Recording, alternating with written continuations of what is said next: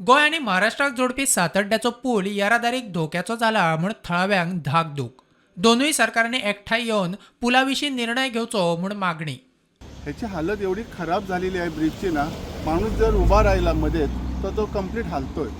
खरं म्हणजे ना, जॉईंटली आमच्या सरकारने आणि महाराष्ट्र शासनाने मिळून दोघांनी मिळून याचं रिस्ट्रक्चरल इन्स्पेक्शन करायची गरज आहे. सातर्ड्याचो सरपंच म्हणटा सरकारांक निवेदनां दिवन जाली, मात अजून कांयच जाल्लें ना. रेंव काडटात ताका लागून पुलाक धोको जाला म्हूण दावो.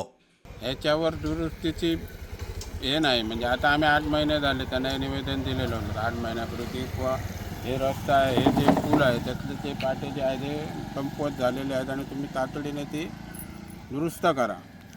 तर त्याच्यावर त्यांनी एकदा बघून गेले, पण परत काय निधी काय खर्च घातला नाही. प्लेटची तर दुर्दशा तर प्लेट अशी उचलते, उचलून तर एक तर खाली कोणतरी गेला तर काय म्हणून काय तुमची मागणी काय आहे काय सरकारला? मागणी ते आता रोज येऊन जरा करतात. त्याच्यापेक्षा काहीतरी व्यवस्थित एकदाच करायचं ना. ह्या जाग्यार पळवणी करून हे जी समस्या आसा लोकांचे सॉल्व करप खूप गरज आसा. प्रुडंटा खातीर पेडणेच्या मकबूल माळगी मनी.